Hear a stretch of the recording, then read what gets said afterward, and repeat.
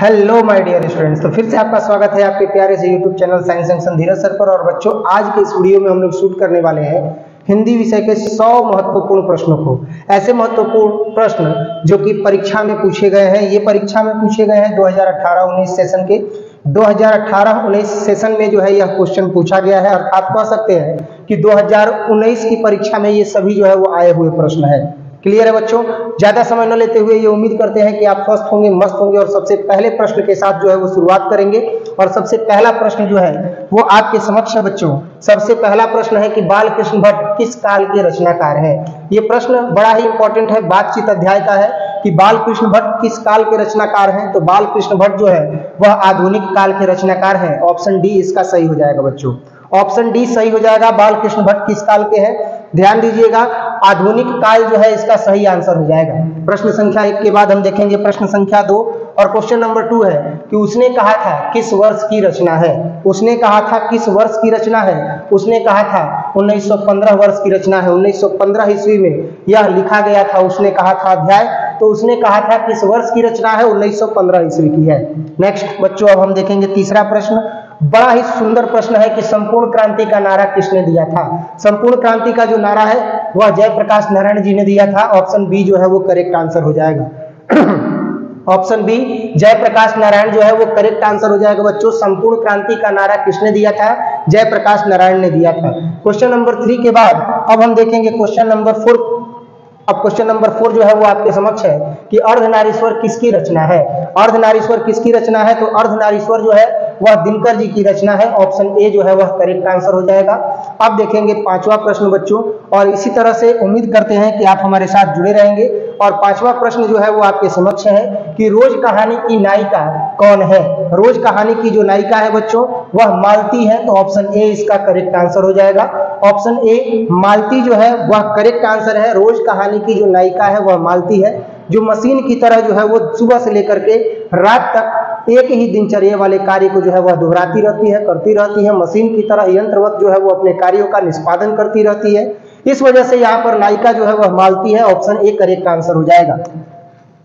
एक लेख और एक पत्र के लेखक कौन थे? देख रहे हैं ना, अध्याय और साथ ही साथ उसके लेखक से जुड़े हुए प्रश्न भी आ रहे हैं। एक लेख और एक पत्र के जो है वह लेखक कौन थे? तो एक लेख और एक पत्र के लेखक क्या सुखदेव जी थे, क्या बाल कृष्ण भट्ट थे, क्या भगत सिंह थे या राजगुरु थे? तो इसका करेक्ट आंसर होगा बच्चों भगत सिंह। एक लेख और एक पत्र के जो लेखक थे वो कौन थे? भगत सिंह थे। अब जो है वो हम देखेंगे क्वेश्चन नंबर 7। क्वेश्चन नंबर 7 है बच्चों कि इनमें से कौन सी रचना जगदीश चंद्र माथुर की है। जगदीश चंद्र माथुर की इनमें से कौन सी रचना है? तो जगदीश चंद्र माथुर की जो रचना है वो ओ सदा नीरा है। ओ सदा नीरा जगदीश चंद्र माथुर जी की रचना है। ऑप्शन बी इसका करेक्ट आंसर हो जाएगा। नेक्स्ट हम देखेंगे बच्चों 8वां प्रश्न, सिपाही की मां के रचनाकार कौन है। याद कीजिएगा, मैंने पहले ही बताया है, अध्याय और उसके रचनाकार, उसके लेखक, उसके कवि, ये आप जरूर याद कर लीजिएगा। एग्जाम की दृष्टि से ये सबसे ज्यादा महत्वपूर्ण पॉइंट है जो अभी बता रहे हैं। जितने भी स्टूडेंट्स देख रहे हैं उन सभी से रिक्वेस्ट कर रहे हैं कि आप लोग इसको जरूर तैयार कर लीजिएगा। आप देख भी रहे हो चैप्टर नेम और राइटर नेम से कितना ज्यादा जो है वो क्वेश्चन पूछा गया है 2019 में। सिपाही की मां के रचनाकार कौन है? सिपाही की मां के जो रचनाकार है वह मोहन राकेश जी है। ऑप्शन डी इसका करेक्ट आंसर हो जाएगा बच्चों। नेक्स्ट हम देखेंगे क्वेश्चन नंबर 9, और क्वेश्चन नंबर 9 जो है वो आपके समक्ष है कि जूठन क्या है। रेखा चित्र है, शब्द चित्र है, कहानी है या आत्मकथा है? तो जूठन जो है वह एक आत्मकथा है। ऑप्शन डी जो है वो करेक्ट आंसर हो जाएगा। 9 नंबर के बाद बच्चों अब हम देखेंगे 10 नंबर क्वेश्चन, और 10 नंबर प्रश्न है कि हंसते हुए मेरा अकेलापन किस विधा की रचना है। हंसते हुए मेरा अकेलापन जो है वह डायरी है। ऑप्शन बी इसका करेक्ट आंसर हो जाएगा। नेक्स्ट हम देखेंगे 11वां प्रश्न। 11वां प्रश्न है कि इनमें से प्रेम के पीर के कवि कौन है। इनमें से प्रेम के पीर के कवि कौन है? तो प्रेम के पीर के जो कवि हैं क्या वो जायसी जी हैं, नाभादास जी हैं? कौन है प्रेम के पीर के कवि? तो मलिक मोहम्मद जायसी हैं। ऑप्शन ए जो है ये करेक्ट आंसर हो जाएगा बच्चों। 11 नंबर के बाद अब हम देखेंगे 12वां प्रश्न, और 12वां प्रश्न आपके समक्ष है कि सूरदास किस भाषा के कवि हैं। तो जो सूरदास जी हैं वह मूल रूप से ब्रज भाषा के कवि हैं। ऑप्शन बी जो है वो करेक्ट आंसर हो जाएगा। सूरदास जी किस भाषा के कवि हैं? तो सूरदास जी ब्रज भाषा के कवि हैं। ऑप्शन बी करेक्ट आंसर हो जाएगा बच्चों। 12 नंबर के बाद हम देखेंगे 13 नंबर प्रश्न। 13 नंबर प्रश्न है कि तुलसीदास का बचपन का नाम क्या था। तुलसीदास के बचपन का नाम राम बोला था। क्या था? राम बोला था। तो ऑप्शन ए जो है इसका करेक्ट आंसर हो जाएगा। 13 नंबर के बाद अब हम देखेंगे 14वां प्रश्न कि नाभादास के दीक्षा गुरु कौन थे? नाभादास के दीक्षा गुरु कौन थे? तो नाभादास के जो दीक्षा गुरु थे, क्या नरहरिदास थे, स्वामी अग्रदास थे, वल्लभाचार्य थे या रामानुजाचार्य थे? तो इसका जो करेक्ट आंसर होगा कि नाभादास के दीक्षा गुरु कौन थे? स्वामी अग्रदास थे। ऑप्शन बी जो है बच्चों वो करेक्ट आंसर हो जाएगा। स्वामी अग्रदास जो है वो नाभादास के दीक्षा गुरु थे। कौन थे? दीक्षा गुरु थे। 14 नंबर के बाद अब हम देखेंगे 15 नंबर प्रश्न। भूषण को भूषण की उपाधि किसने दी थी? भूषण को भूषण की उपाधि किसने दी थी? तो भूषण को भूषण की उपाधि राजा रुद्र शाह ने दी थी। ऑप्शन सी इसका करेक्ट आंसर हो जाएगा। 15 नंबर के बाद अब हम देखेंगे 16 नंबर प्रश्न। और 16 नंबर प्रश्न है कि तुमुल कोलाहल कलह में किसकी रचना है? तुमुल कोलाहल कलह में ये जो अध्याय है तुमुल कोलाहल कलह में यह किसकी रचना है? तो तुमुल कोलाहल कलह में जो रचना है वह जयशंकर प्रसाद जी की है। ऑप्शन बी जो है वो करेक्ट आंसर हो जाएगा। नेक्स्ट हम देखेंगे 16 नंबर के बाद 17वां प्रश्न कि पुत्र वियोग किसकी रचना है? तो पुत्र वियोग जो है वह मूल रूप से किसकी रचना है भाई? तो सुभद्रा कुमारी चौहान जी की रचना है। पुत्र वियोग में सुभद्रा कुमारी चौहान जी जो है वो अपने पुत्र के मरणोपरांत जो है वो कविता लिखती हैं और उस कविता के विषय में जो है वो बताती हैं अपने पुत्र के विषय में बताती है कि कैसे जब छौना बिछड़ जाता है तो पीड़ा होती है, दुख होता है, दर्द होता है। ज्यादा विस्तृत चर्चा न करें तो बेहतर है क्योंकि प्रश्न संख्या 100 तक हमको जो है वो बताना है और अभी जो है वो हम लोग 17 तक है। बाकी इसका अध्याय का जो वीडियो है वो इसी YouTube चैनल पर जो है वो प्लेलिस्ट में पड़ा हुआ है, आप वहां पर देख सकते हैं बच्चों। तो पुत्र वियोग किसकी रचना है? तो पुत्र वियोग जो है वह सुभद्रा कुमारी चौहान जी की रचना है। 17 नंबर के बाद हम देखेंगे 18 नंबर प्रश्न कि दूसरा सप्तक का प्रकाशन वर्ष क्या है? तो दूसरा सप्तक का जो प्रकाशन वर्ष है बच्चों 1951 है। क्या है? 1951 है। ऑप्शन बी करेक्ट आंसर हो जाएगा। नेक्स्ट 18 नंबर के बाद हम देखेंगे 19 नंबर प्रश्न कि मुक्तिबोध का जन्म स्थल है। मुक्तिबोध का जन्म स्थल क्या है? तो मुक्तिबोध का जो जन्म स्थल है वह छत्तीसगढ़ है। ऑप्शन सी जो है इसका करेक्ट आंसर हो जाएगा कि मुक्तिबोध का जो जन्म स्थल है वह छत्तीसगढ़ है। जन्म स्थल कहां पर है? छत्तीसगढ़ है। छत्तीसगढ़ में मुक्तिबोध जी का जन्म हुआ है। नेक्स्ट हम देखेंगे बच्चों 20वां प्रश्न कि अधिनायक किस कवि की रचना है? तो अधिनायक जो है वह मूल रूप से रघुवीर सहाय जी की रचना है। अधिनायक किसकी रचना है? रघुवीर सहाय जी की रचना है। अब जो है हम देखेंगे अगला प्रश्न और अगला प्रश्न है 21वां और 21वां प्रश्न है कि वार्तालाप का संधि विच्छेद क्या होगा? ये भी प्रश्न 2019 में ही आया हुआ है कि वार्तालाप का संधि विच्छेद क्या होगा? तो वार्ता धन आलाप होगा। ऑप्शन बी जो है वो करेक्ट आंसर हो जाएगा। 21 नंबर का क्या हो जाएगा? वार्ता धन आलाप हो जाएगा। वार्तालाप यही इसका संधि विच्छेद होगा। ऑप्शन बी इसका करेक्ट आंसर हो जाएगा बच्चों। 21 नंबर के बाद हम देखेंगे 22वां प्रश्न कि नायक का संधि विच्छेद क्या होगा? तो नायक का जो संधि विच्छेद होगा वह नए धन अक होगा। नायक बन जाएगा। नए धन अक क्या हो जाएगा? नायक हो जाएगा। तो ऑप्शन बी इसका करेक्ट आंसर हो जाएगा। नेक्स्ट हम देखेंगे 22 के बाद 23वां प्रश्न कि अन्वेषण का संधि विच्छेद क्या होगा? 23वां प्रश्न है कि अन्वेषण का संधि विच्छेद क्या होगा? तो अन्वेषण का संधि विच्छेद होगा अनुधन एषण। अन्वेषण अनुधन एषण अन्वेषण हो जाएगा। तो अन्वेषण का संधि विच्छेद अनुधन एषण होगा जो बन जाएगा अन्वेषण। तो ऑप्शन सी करेक्ट आंसर हो जाएगा। ये जो प्रश्न बता रहे हैं ना यही रैपिड फायर है। अब इसी तरह का सीरीज जो है वो अंतिम प्रहार के रूप में चलता रहेगा बच्चों। 100 प्रश्नों का सीरीज जो है वो लेकर के आएंगे। कुछ दिन वीडियो बनाना बंद था, इसी पीपीटी को तैयार किया जा रहा था और उम्मीद करते हैं कि अब एकदम जम के जो है वो आप लोग तैयारी कीजिएगा, खूब मन लगा करके तैयारी कीजिएगा और कर ही रहे हैं। ऑफलाइन में और ऑनलाइन में दोनों ही तरीके से आप लोग जुड़े हुए हैं और खूब मन लगा करके तैयारी कर रहे हैं। अब की बार बेहतरीन नंबर लाना चाहिए और ये जो मेहनत है ना ये कभी बेकार नहीं जाएगी, ये हमेशा याद रखिएगा। एक एक मेहनत का जो घड़ी है ना वो कभी बेकार नहीं जाएगा। अनेकों अनुभव आपको मिलेंगे, खूब बेहतरीन अंक भी आप अर्जित करेंगे, इसमें कोई संदेह नहीं है। तो उद्गम का संधि विच्छेद क्या होगा? तो उद्गम का जो संधि विच्छेद होगा वह उत धन गम होगा। क्या होगा? उत धन गम होगा। उद्गम उत धन गम उद्गम हो जाएगा बच्चों। ऑप्शन बी जो है इसका करेक्ट आंसर हो जाएगा। 24 नंबर के बाद हम देखेंगे 25 नंबर प्रश्न और 25 नंबर प्रश्न आपके समक्ष है कि निश्चल का संधि विच्छेद क्या होगा।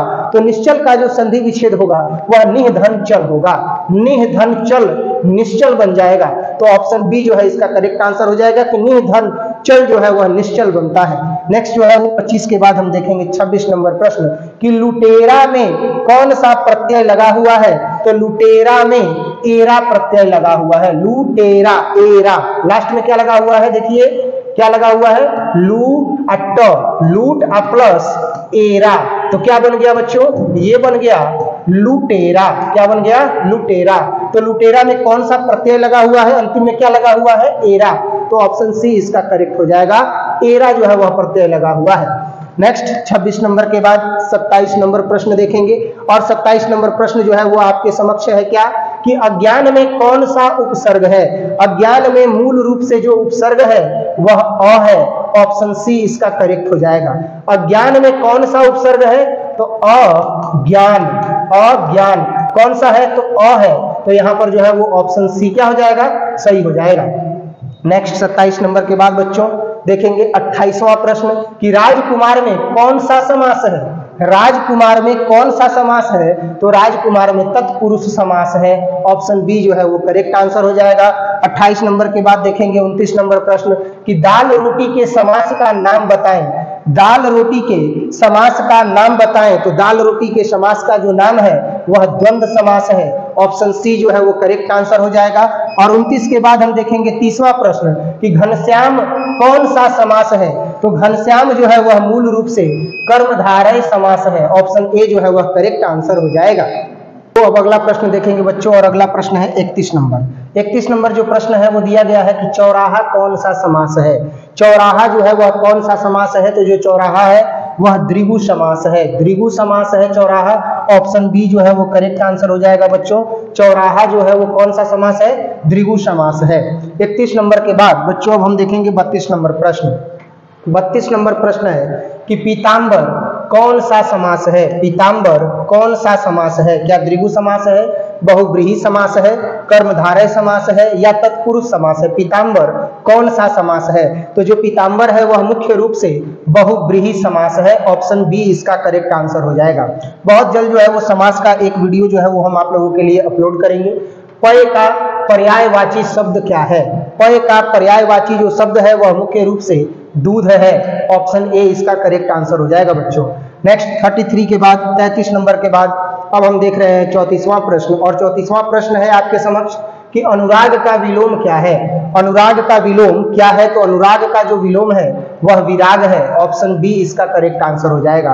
अनुराग का विलोम क्या है, विराग है, ऑप्शन बी इसका करेक्ट आंसर हो जाएगा बच्चों। 34 नंबर के बाद अब हम देखेंगे 35 नंबर प्रश्न। 35 नंबर प्रश्न है कि अथ का विपरीतार्थक शब्द क्या है। अथ का विपरीतार्थक शब्द क्या है, तो अथ का विपरीतार्थक शब्द इति होता है, ऑप्शन डी इसका करेक्ट आंसर हो जाएगा। नेक्स्ट 35 नंबर के बाद अब हम देखेंगे 36 नंबर प्रश्न कि कृष्ण का विलोम क्या है। कृष्ण का जो विलोम है वह मुख्य रूप से शुक्ल है, तो ऑप्शन सी जो है इसका करेक्ट आंसर हो जाएगा कि कृष्ण का विलोम शुक्ल है। 36 नंबर के बाद बच्चों हम देखेंगे 37 नंबर प्रश्न कि अस्थावर का विलोम क्या है। देख रहे हैं ना, विलोम भी जो है वो आ रहा है, यानी शब्दों का विलोम जो है वो भी परीक्षा में पूछा जा सकता है, इसको आप लोग जरूर याद कर लीजिएगा। अस्थावर का विलोम क्या है, तो अस्थावर का जो मुख्यतः विलोम होता है वह जंगम होता है, ऑप्शन बी इसका करेक्ट आंसर हो जाएगा। 37 नंबर के बाद बच्चों 38 नंबर प्रश्न देखेंगे कि नर का विपरीतार्थक शब्द क्या है। तो नर का विपरीतार्थक शब्द जो है वह नारी है, ऑप्शन डी जो है इसका करेक्ट आंसर हो जाएगा। नेक्स्ट 38 नंबर के बाद देखेंगे 39वां प्रश्न कि स्तुति का विलोम क्या है। स्तुति मतलब क्या होता है, स्तुति मतलब होता है प्रार्थना, स्तुति मतलब क्या होता है, प्रार्थना, तो इसका जो है वह विलोम हो जाएगा निंदा, ऑप्शन ए जो है इसका करेक्ट आंसर हो जाएगा। 39 नंबर के बाद बच्चों हम देखेंगे 40 नंबर प्रश्न कि संध्या का विलोम क्या है। तो संध्या का विलोम प्रातः होगा, संध्या का विलोम क्या होगा, प्रातः होगा, ऑप्शन बी जो है इसका करेक्ट आंसर हो जाएगा। क्लियर है। अब रात का विलोम क्या है, दिन है, रात्रि का विलोम क्या है, प्रातः है, प्रातः है ना। तो 40 नंबर के बाद अब हम देखेंगे 41वां प्रश्न कि शिव का उपासक क्या है, शिव का उपासक कहलाता है। शिव के उपासक को क्या कहते हैं, तो शिव के उपासक को शिवम कहते हैं। क्या कहते हैं, शिवम। शिव के उपासक को क्या कहते हैं, शिवम कहते हैं। 41 नंबर के बाद हम देखेंगे बच्चों 42वां प्रश्न, अपने पैरों पर खड़ा होना मुहावरे का अर्थ क्या है। अपने पैरों पर खड़ा होना मुहावरे का अर्थ है स्वावलंबी होना। क्या होना, स्वावलंबी होना। 42 नंबर के बाद बच्चों हम देखेंगे 43 नंबर प्रश्न, और 43 नंबर प्रश्न है आसमान टूटना मुहावरे का अर्थ क्या है। आसमान टूटना मुहावरे का जो अर्थ है इसका मतलब है अचानक मुसीबत आना। अचानक मुसीबत आने को ही आसमान टूटना कहते हैं। नेक्स्ट 43 नंबर के बाद 44वां प्रश्न है कि घाट घाट का पानी पीना। घाट घाट का पानी पीना मुहावरे का अर्थ क्या है। नहीं होता है, लोग कहते हैं कि तू, क्योंकि हम जानते नहीं तू घाट घाट के पानी पिए ले बड़ो। तो घाट घाट का पानी पीने का जो अर्थ है मुहावरे का वो क्या है, तो घाट घाट का पानी पीने का जो अर्थ है वह मूल रूप से बहुत अनुभवी होना होता है। ऑप्शन बी जो है इसका करेक्ट आंसर हो जाएगा। नेक्स्ट हम देखेंगे इसके आगे 45 नंबर प्रश्न, और 45 नंबर प्रश्न है बच्चों कि त्राही त्राही कर्जा मुहावरे का अर्थ क्या है। तो त्राही त्राही कर्जा मुहावरे का जो अर्थ है इसका अर्थ है बहुत दुखी होना। त्राही माम आदमी कब बोलता है, जब दुखी होता है, तब जब उस पर कोई विपदा आती है, तब विपत्ति आती है तब। तो त्राही त्राही कर्जा मुहावरे का अर्थ क्या है, बहुत दुखी होना। 45 नंबर के बाद जो है हम देखेंगे 46 नंबर प्रश्न, स्वर्ण का विशेषण क्या है। स्वर्ण का विशेषण क्या है, तो स्वर्ण का मुख्य रूप से जो विशेषण है वह स्वर्णिम है। ऑप्शन बी इसका करेक्ट आंसर हो जाएगा।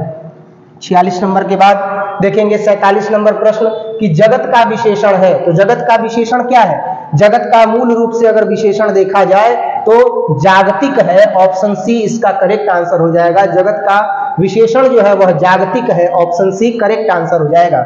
47 नंबर के बाद हम देखेंगे 48 नंबर प्रश्न कि दिन का विशेषण क्या है। दिन का विशेषण क्या है, सुदिन है, दैनिक है, दिनव है, दिनेश है। तो दिन का जो विशेषण है बच्चों वो है दैनिक। तो ऑप्शन बी जो है इसका करेक्ट आंसर हो जाएगा। नेक्स्ट हम देखेंगे 48 के बाद 49 नंबर प्रश्न, और 49 नंबर प्रश्न है कि अरण्य का समानार्थी शब्द क्या है। अरण्य का समानार्थी या पर्यायवाची जो शब्द है वह क्या है, तो अरण्य का जो समानार्थी शब्द है वह विपिन है। ऑप्शन ए जो है वो करेक्ट आंसर हो जाएगा इसका। और नेक्स्ट हम देखेंगे 50वां प्रश्न कि तलवार शब्द का विलोम क्या है। तलवार शब्द का जो विलोम है क्या वो चंद्र है, सायक है, तुंग है, प्रभा है। तलवार शब्द का जो विलोम है वह सायक है। ऑप्शन बी जो है इसका करेक्ट आंसर हो जाएगा बच्चों। अब हम देखेंगे 51 नंबर प्रश्न, और 51 नंबर जो प्रश्न है आपके समक्ष है कि खरा का विलोम क्या है। खरा का विलोम क्या है, तो खरा का विलोम जो है वह खोटा होता है। ऑप्शन ए इसका करेक्ट आंसर हो जाएगा। 51 नंबर के बाद हम देखेंगे 52 नंबर प्रश्न कि ज्ञानपीठ पुरस्कार से सम्मानित रचना कौन सी है। तो ज्ञानपीठ पुरस्कार से सम्मानित जो रचना है वह उर्वशी है। ऑप्शन ए जो है वह करेक्ट आंसर हो जाएगा बच्चों। और अब जो है वो हम देखेंगे 53 नंबर प्रश्न कि समाज का विशेषण क्या है। तो समाज का विशेषण सामाजिक होता है। ऑप्शन ए इसका करेक्ट आंसर हो जाएगा कि समाज का विशेषण सामाजिक होता है। नेक्स्ट हम देखेंगे 53 के बाद 54 नंबर प्रश्न बच्चों, और 54 नंबर प्रश्न जो है वो आपके समक्ष है कि विद्यालय का संधि विच्छेद है। विद्यालय का संधि विच्छेद क्या है, बड़ी ही सिंपल तरीके से इसको सॉल्व किया जा सकता है कि विद्यालय का संधि विच्छेद विद्याधन आलय होता है। ऑप्शन बी इसका करेक्ट आंसर हो जाएगा। नेक्स्ट हम देखेंगे 54 के बाद 55 नंबर क्वेश्चन कि घुटने टेकना मुहावरे का अर्थ क्या है। घुटने टेकना मुहावरे का अर्थ क्या है, हार मान लेना, योगा करना, अभिवादन करना, लज्जित होना। तो घुटने टेकना का मतलब होता है हार मान लेना। ऑप्शन ए इसका करेक्ट आंसर हो जाएगा। नेक्स्ट 55 नंबर के बाद हम देखेंगे 56 नंबर प्रश्न कि संपूर्ण क्रांति के रचनाकार कौन है, या संपूर्ण क्रांति के रचनाकार का नाम बताएं। तो संपूर्ण क्रांति के जो रचनाकार हैं वह जयप्रकाश नारायण जी हैं। ऑप्शन सी जो है इसका करेक्ट आंसर हो जाएगा। नेक्स्ट 56 नंबर के बाद हम देखेंगे 57वां प्रश्न कि उदंड का जो है वह विलोम क्या होगा। तो उदंड का जो विलोम होगा वह विनम्र होगा। उदंड का विलोम क्या होगा, विनम्र होगा बच्चों। 57 नंबर के बाद हम देखेंगे 58 नंबर प्रश्न कि उसने कहा था किस प्रकार की कहानी है। उसने कहा था किस प्रकार की कहानी है, क्या चरित्र प्रधान है, कर्म प्रधान है, धर्म प्रधान है या वात्सल्य प्रधान है। तो उसने कहा था जो कहानी है वह मूल रूप से कर्म प्रधान कहानी है। ऑप्शन बी इसका करेक्ट आंसर हो जाएगा। नेक्स्ट 58 नंबर के बाद अब हम देखेंगे 59 नंबर प्रश्न। बातचीत शीर्षक निबंध के क्या है, बातचीत शीर्षक निबंध के निबंधकार कौन है, बालकृष्ण भट्ट जी हैं।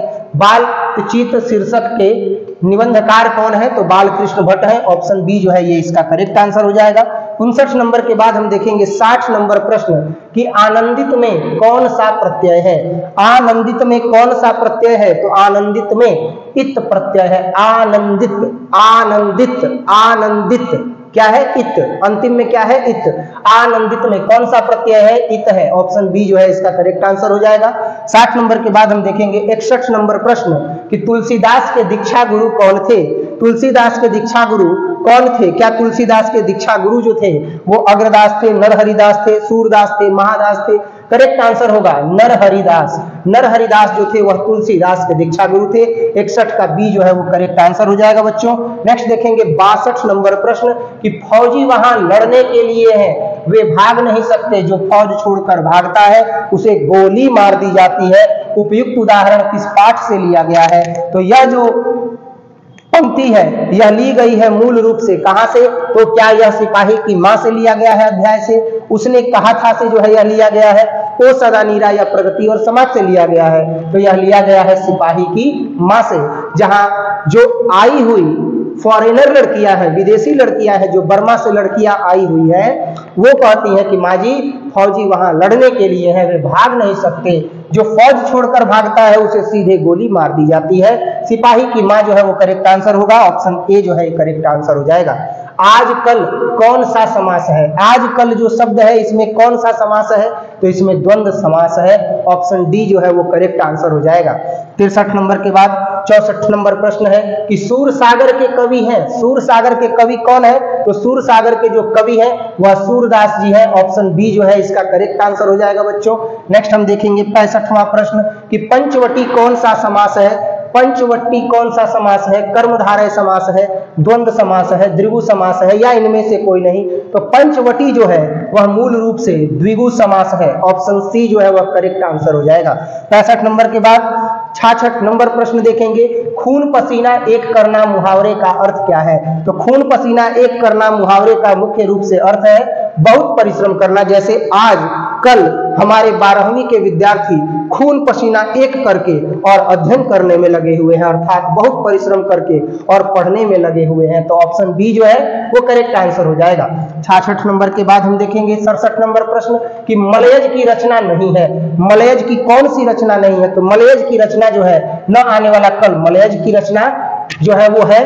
और यहाँ पर जो है पूछा गया है कि मलयज की रचना नहीं है, तो मलयज की जो रचना है, मलयज की रचना नहीं है पूछा गया है। तो मलयज की रचना जो है ये तीनों है, अर्थात इनमें से कोई नहीं, अर्थात इनमें से कोई नहीं। 67 का आंसर होगा ऑप्शन डी, इनमें से कोई नहीं। नेक्स्ट देखेंगे 68 नंबर क्वेश्चन कि उपवास में कौन सा उपसर्ग है।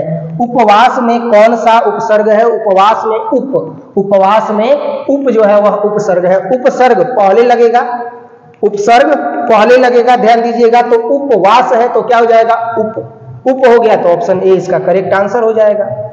नेक्स्ट जो है 68 के बाद हम देखेंगे 69 नंबर क्वेश्चन साकार का विलोम क्या है। साकार का विलोम क्या है, 69 नंबर क्वेश्चन है। तो साकार का जो विलोम होता है वह निराकार होता है। ऑप्शन ए जो है वह करेक्ट आंसर हो जाएगा। 69 के बाद हम देखेंगे 70 नंबर क्वेश्चन 70वां प्रश्न कि हाथ पैर कौन सा समास है। तो हाथ पैर मुख्य रूप से जो है वह द्वंद्व समास है। ऑप्शन ए जो है वो करेक्ट आंसर हो जाएगा। 70 नंबर के बाद हम देखेंगे 71वां प्रश्न, 71 नंबर प्रश्न है कि कामचोर कौन सा समास है। तो कामचोर जो है वह मुख्य रूप से तत्पुरुष समास है। ऑप्शन बी जो है वो करेक्ट आंसर हो जाएगा। 71 नंबर के बाद हम देखेंगे 72 नंबर प्रश्न आत्मा का विशेषण क्या होगा। आत्मा का विशेषण क्या होगा, तो आत्मा का मूल रूप से विशेषण क्या होगा, तो आत्मा का मूल रूप से विशेषण आत्मीय होगा। बिल्कुल सही, आत्मीय होगा। नेक्स्ट हम देखेंगे 72 के बाद 73 नंबर प्रश्न, और 73 नंबर प्रश्न है कि नयन का संधि विच्छेद क्या होगा।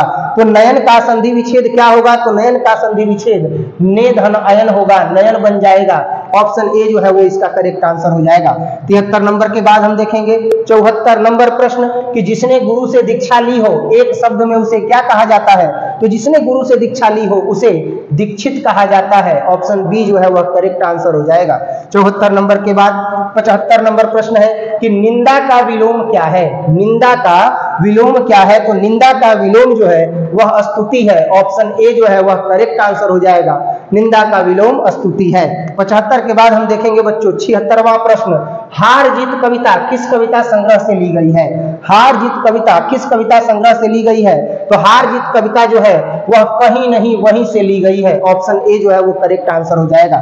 76 के बाद हम देखेंगे 77वां प्रश्न कि लंबोदर में कौन सा समास है, तो लंबोदर में मुख्य रूप से बहुव्रीहि समास है बच्चों। ऑप्शन सी जो है वो करेक्ट आंसर हो जाएगा।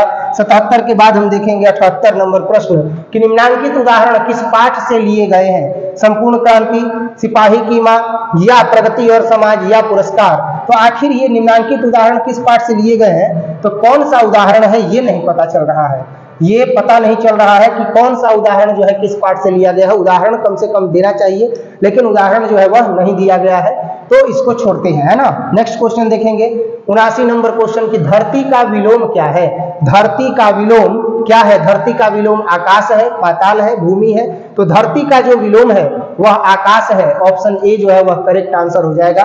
79 नंबर के बाद 80 नंबर प्रश्न कि निश्चय का संधि विच्छेद है, निश्चय का संधि विच्छेद क्या है, तो निश्चय का संधि विच्छेद निधन चय है, निश्चय हो जाएगा, निधन चय निश्चय हो जाएगा, निश्चय का संधि विच्छेद निधन चय हो जाएगा। ऑप्शन ए करेक्ट हो जाएगा। नेक्स्ट उद्घाटन का संधि विच्छेद क्या है, तो उद्घाटन का जो संधि विच्छेद है बच्चों, उद्घाटन का संधि विच्छेद उत्धन घाटन होगा। ऑप्शन सी इसका करेक्ट आंसर हो जाएगा मेरे लाल, उत्धन घाटन। 81 नंबर के बाद हम देखेंगे 82 नंबर प्रश्न कि जन जन का चेहरा एक शीर्ष कविता के कवि कौन है, तो जन जन का चेहरा एक शीर्षक कविता के जो कवि है वह है गजानन माधव मुक्तिबोध। ऑप्शन बी जो है वह करेक्ट आंसर हो जाएगा। 82 नंबर के बाद अब हम देखेंगे 83 नंबर प्रश्न कि भूषण किस काल के कवि माने जाते हैं, भूषण किस काल के कवि माने जाते हैं, तो भूषण रीति काल के कवि माने जाते हैं। ऑप्शन ए करेक्ट आंसर हो जाएगा। नेक्स्ट हम देखेंगे 83 के बाद 84 नंबर प्रश्न कि देवता का पर्यायवाची शब्द क्या है, देवता का पर्यायवाची शब्द देव है। ऑप्शन ए जो है वह करेक्ट आंसर हो जाएगा बच्चों। और अब हम देखेंगे 84 के बाद 85 प्रश्न कि आपे से बाहर होना मुहावरे का अर्थ क्या है, आपे से बाहर होना मुहावरे का जो अर्थ है वह है बहुत क्रोधित होना। जब कोई बहुत क्रोधित हो जाता है तो वह आपे से बाहर हो जाता है। और मन ही मन सोच रहा होगा कि धीरज सर बहुत ज्यादा क्रोधित होते हैं, क्या करें, क्रोध उसी को आता है जो सच्चा होता है, क्रोध उसी को आता है जो निश्चल होता है, जिसके मन में छल कपट नहीं होता है। थोड़ा सा गलती देखा तो क्रोध आ गया, सिंपल सी चीज है। बाकी ऐसा नहीं है कि अगर एक बार किसी व्यक्ति पर क्रोधित हो गए तो हमेशा उस पर क्रोधित ही है, हाँ उस पॉइंट पर, उस बिंदु पर उस पर क्रोधित है, और वो मसला जब तक हल ना हो तब तक व्यक्ति क्रोधित ही रहता है। बाकी ऐसे उसी व्यक्ति से व्यवहार अच्छा रहेगा, लेकिन जब उस पॉइंट की बात होगी तो आदमी हमेशा क्या रहेगा, क्रोधित ही रहेगा। नेक्स्ट 85 नंबर के बाद 86 नंबर प्रश्न की अवल का अंधा मुहावरे का अर्थ क्या है, अवल का अंधा मुहावरे का जो मुख्य अर्थ है वह है मूर्ख होना। तो अवल नहीं होगा बल्कि ये होगा अक्ल, अक्ल का अंधा मुहावरे का अर्थ क्या है, मूर्ख होना। अक्ल का अंधा मुहावरे का अर्थ क्या है, मूर्ख होना बच्चों। 86 के बाद हम देखेंगे 87 प्रश्न कि तुलसीदास किस काल के कवि हैं, तुलसीदास मुख्य रूप से भक्ति काल के कवि हैं। ऑप्शन ए इसका करेक्ट आंसर हो जाएगा। 87 के बाद हम देखेंगे 88 नंबर प्रश्न कि जगन्नाथ का संधि विच्छेद क्या है, तो जगन्नाथ का जो संधि विच्छेद है वह जगत धननाथ है, जगत धननाथ इसका करेक्ट आंसर हो जाएगा। ऑप्शन ए करेक्ट आंसर हो जाएगा। 88 के बाद हम देख रहे हैं 89 नंबर प्रश्न कि वैध का विलोम क्या है, तो वैध का जो विलोम है वह मुख्य रूप से अवैध है। ऑप्शन बी इसका करेक्ट आंसर हो जाएगा। नेक्स्ट 89 के बाद हम देखेंगे 90 नंबर प्रश्न कि ज्ञात का विलोम क्या है, अज्ञात होता है। ऑप्शन बी इसका करेक्ट आंसर हो जाएगा। नेक्स्ट इसके बाद हम देखेंगे 91 नंबर प्रश्न कि कड़बक, कड़बक किसकी रचना है, कड़बक किसकी रचना है, तो मलिक मोहम्मद जायसी जी की है, या तुलसीदास जी की है, या कबीरदास जी की है या केशव दास जी की है? कड़बक किसकी रचना है? तो मुख्य रूप से जो कड़बक है वह मलिक मोहम्मद जायसी जी की रचना है। तो कड़बक जो है वह मलिक मोहम्मद जायसी जी की रचना हो जाएगी। ऑप्शन बी जो है ये करेक्ट आंसर हो जाएगा बच्चों। 91 नंबर के बाद हम देख रहे हैं 92 नंबर प्रश्न कि गांव का घर शीर्षक कविता किस कविता संग्रह की है? गांव का घर शीर्षक जो कविता है वह किस कविता संग्रह की है? मातृभूमि की है, पुत्र वियोग की है, संशयात्मा की है, उषा की है? तो इसका करेक्ट आंसर होगा संशयात्मा। संशयात्मा कविता संग्रह से लिया गया है गांव का घर। 92 के बाद अब हम देखेंगे 93 नंबर प्रश्न कि रोज कहानी के कहानीकार कौन है? तो रोज कहानी के कहानीकार अज्ञेय जी हैं। तो ऑप्शन ए जो है वो करेक्ट आंसर हो जाएगा। 93 नंबर के बाद 94 नंबर प्रश्न कि पृथ्वी का पर्यायवाची शब्द क्या है? पृथ्वी का पर्यायवाची जो शब्द है बच्चों भूमि है। ऑप्शन ए जो है वह करेक्ट आंसर हो जाएगा। 94 नंबर के बाद 95 नंबर प्रश्न कि अपना उल्लू सीधा करना, अपना उल्लू सीधा करना मुहावरे का अर्थ है। अपना उल्लू सीधा करना मुहावरे का अर्थ है अपना काम निकलवाना या निकालना। ऑप्शन बी इसका करेक्ट आंसर हो जाएगा। नेक्स्ट 95 नंबर के बाद बच्चों 96 नंबर प्रश्न कि रघुवीर सहाय का जन्म स्थान कौन है? तो रघुवीर सहाय का जो जन्म स्थान है वह मुख्य रूप से लखनऊ है। ऑप्शन सी इसका करेक्ट आंसर हो जाएगा। नेक्स्ट हम देखेंगे 97 नंबर प्रश्न की मालती के पति का नाम क्या है? तो मालती के पति का नाम महेश्वर है। ऑप्शन सी करेक्ट आंसर हो जाएगा। 97 के बाद हम देख रहे हैं 98 नंबर प्रश्न कि रंगून कहाँ है? रंगून कहाँ है? तो मुख्य रूप से जो रंगून है वह वर्मा में है, वर्मा देश में है। ऑप्शन बी करेक्ट आंसर हो जाएगा। और 98 के बाद हम देखेंगे 99 नंबर प्रश्न कि उसने कहा था कहानी का नायक कौन है? तो उसने कहा था कहानी का जो मुख्य नायक है वह लहना सिंह है। ऑप्शन ए जो है वह करेक्ट आंसर हो जाएगा। 99 के बाद हम देख रहे हैं 100 नंबर प्रश्न कि भारत का विशेषण क्या होगा? तो भारत का मुख्य रूप से जो विशेषण होगा वह भारतीय होगा बच्चों। और इस तरीके से हमने 2018 और 2019 में पूछे गए प्रश्नों का जो है वो कंप्लीट एक वीडियो शूट कर दिया और बहुत ही कम समय में किया। और आप लोग अंत तक बने रहे इसके लिए आपका बहुत बहुत धन्यवाद, बहुत बहुत थैंक यू। और उम्मीद करते हैं कि आपका और हमारा साथ इसी तरह से एग्जाम तक बना रहेगा और हम लोग बेहतरीन तरीके से जो है वो 10+2 की तैयारी करेंगे। बाकी उम्मीद करते हैं कि आप मन लगा करके पढ़ रहे होंगे और खूब जो है वो मेहनत कर रहे होंगे, अपनी सेहत का भी ख्याल रख रहे होंगे। इसी तरह के वीडियो को, इसी तरह के कंटेंट को देखने के लिए आप हमसे और हमारे YouTube चैनल से जुड़ सकते हैं। मिलते हैं अगले वीडियो में, तब तक के लिए जय हिंद।